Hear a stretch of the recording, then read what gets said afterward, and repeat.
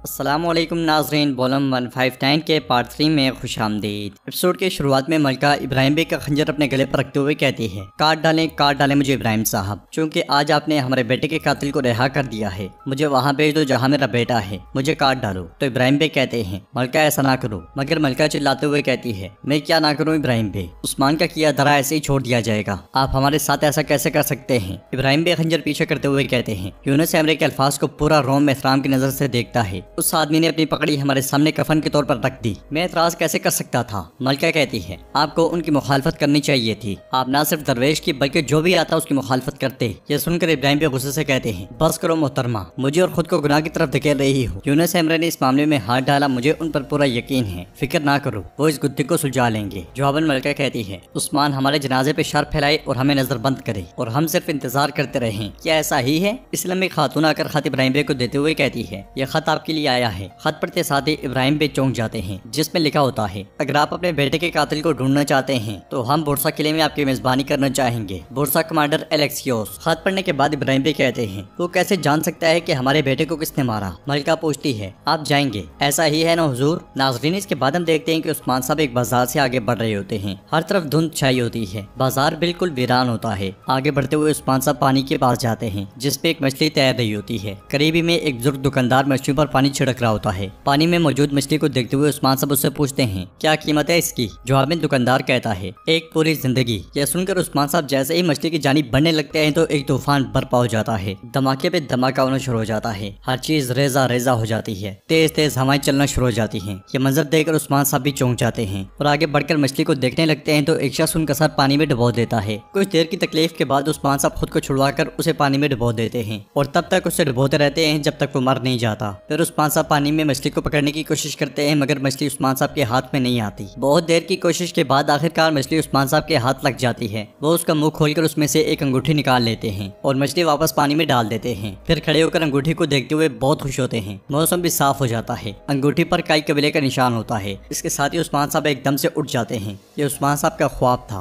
वो ख्वाब को याद करते हुए कहते हैं, बेहतरी होगी इंशाअल्लाह, बेहतरी होगी। वो पास मौजूद बाला खातून को पुकारते हैं, मगर वो नहीं उठती। उस्मान साहब उठते हैं, वजू करते हैं, जनमाज बिछाकर नमाज अदा करने लग जाते हैं। नमाज पढ़ने के बाद उस्मान साहब जंगी लिबास पहनकर चले जाते हैं। सुबह बाला खातून सरदारी खेमे में जाती हैं, मगर उस्मान साहब वहाँ नहीं होते। ये देखकर वो कहती हैं, खैर होगी इंशाअल्लाह। वो खेमे से निकलकर जरकुताई के पास आती हैं और उससे कहती हैं, जरकुताई उस्मान साहब कहाँ हैं। तो जरकुताई हैरानगी से कहता है, मैं नहीं जानता बाला खातून। फिर जरकुताई सिपाहियों से पूछता है, उस्मान साहब कहाँ गए हैं। तो ओगोस कहता है, हम जब से खेमे के बाहर हिफाजत के लिए खड़े हैं, कोई भी खेमे के अंदर या बाहर नहीं गया। यह सुनकर जरकुताई उससे कहता है, तुम कैसे हिफाजत कर रहे हो। बाला खातून उसे पुरस्कुन करते हुए कहती है, ठहरो, रुक जाओ जरकुताई, जब उस्मान साहब का कहीं जाने का कोई इरादा हो तो क्या कोई मुहाफिज उन्हें रोक सकता है। इसलिए मैं उरहान इल्चम खातून के साथ वहाँ पहुँचता है और बाला खातून से पूछता है, क्या बाबा खेमे में है। तो बाला खातून कहती है, नहीं बेटा, ये वाज़ेह है कि उस्मान साहब अपने घोड़े को लेकर नई मंजिल की तलाश में निकले हैं। इल्चम पूछती है, क्या वो कहीं गए हैं। जरकुताई कहता है, खेमे से कोई बाहर नहीं निकला, हम नहीं जानते। बाला खातून कहती है, उस्मान साहब का कोई नया मंसूबा होगा, चलो सब काम पर वापस जाओ। तो उरहान कहता है, मैं यूनुस एमरे के पास जा रहा हूँ, देखते हैं तहकीकात कहाँ तक पहुँची है। ये कहते साथ ही उरहान आगे बढ़ जाता है। उधर हम देखते हैं कि उस्मान साहब यूनुस एमरे के साथ मौजूद होते हैं। सारा ख्वाब सुनने के बाद यूनुस एमरे कहते हैं, आपने जो ख्वाब देखा है वो राज से भरा हुआ है उस्मान साहब, हर राज की हकीकत होती है, लेकिन जो आपने देखा वो एक पोशीदा हकीकत है। आप उस हकीकत से पर्दा उठाएंगे, ये सब एक धुंध है, फितने के पर्दे से ढकी हुई हकीकत। तो उस्मान साहब कहते हैं, मैंने ख्वाब में मछली के मुंह में अंगूठी देखी, मेरे हाथ से अभी भी उसकी खुशबू आ रही है। ठीक है, वो पहाड़ जो मैंने ख्वाब में देखा वो क्या था। यूनुस एमरे कहते हैं, मछली और अंगूठी का मतलब फतूहात हैं। पुरकशिश पहाड़ से जो चीज आपकी तरफ आ रही है वो फतह की हवा है। ये हवा इंतजार कर रही है कि आपके झंडे को लहराए उस्मान साहब। पहाड़ इस्लाम का झंडा देखने के लिए बेताब है, आपकी आमद का इंतजार है, आपका इंतजार है। यह सुनकर उस्मान साहब कहते हैं, अब से हमारा मकसद हसरत को पूरा करना है। यूनुस एमरे आपका शुक्रिया, मैं अब चलता हूँ। ये कहते साथ ही उस्मान साहब घोड़े पर सवार होते हैं और रवाना हो जाते हैं। नाज़रीन, इसके बाद हम अगले मंजर में उस्मान साहब को जंगल में देखते हैं। उन्होंने एक गड्ढा खोदा होता है, वो थैली में से एक खंजर निकाल लेते हैं और बाकी सब हथियार वहाँ दफना देते हैं। मट्टी के बाद उसके ऊपर झाड़ियाँ भी फेंकते हैं, साथ साथ आगे पीछे दाएं बाएं देख रहे होते हैं। फिर खंजर उठाते हैं, बैग लेते हैं और आगे बढ़ते हैं। घोड़े पर सवार उस्मान साहब एक पहाड़ के सामने जा रुकते हैं और कहते हैं, ए अजीम कशिश पहाड़, आसमान पर अज़ान मोहम्मदिया की आवाज गूंजेगी और इसके नीचे बहुत से मोमिनीन सजदा करेंगे, जल्द या बदेर। ये कहते साथ ही उस्मान साहब आगे बढ़ जाते हैं। नाज़रीन, इसके बाद हमें बुरसा शहर दिखाया जाता है, जिसके पीछे कशिश पहाड़ होता है। बुरसा का बाजार लोगों से खचा खच भरा होता है, तिजारत जोरों शोर से जारी होती है।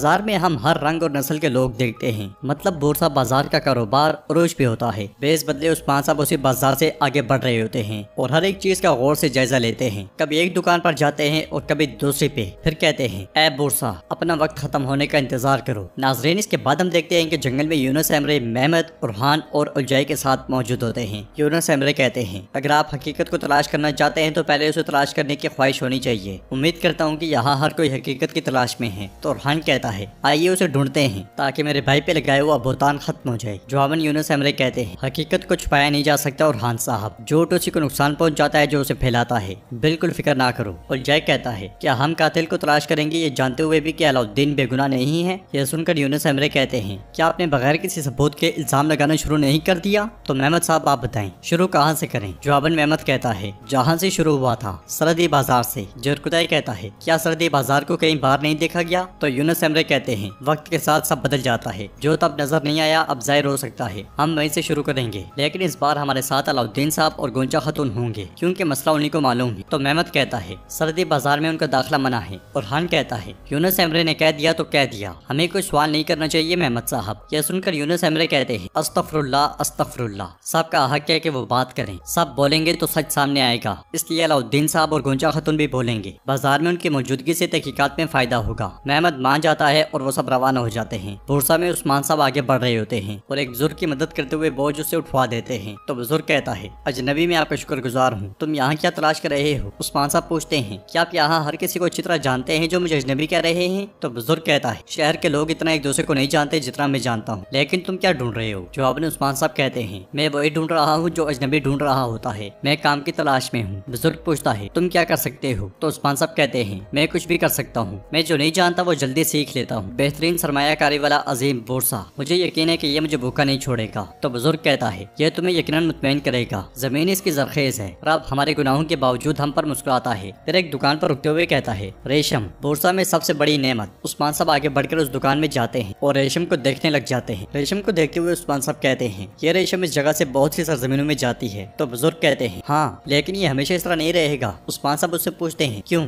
आपने ऐसा क्यों कहा? यहाँ सब कुछ ठीक लग रहा है। वो दोनों आगे बढ़ना शुरू हो जाते हैं और बुजुर्ग ने ऐसा क्यों कहा ये हम जानेंगे पार्ट 4 में। अगर आपको ये वीडियो पसंद आए तो इस वीडियो को लाइक करें, चैनल को सब्सक्राइब करें और बेल आइकन पर लाजमी से क्लिक कर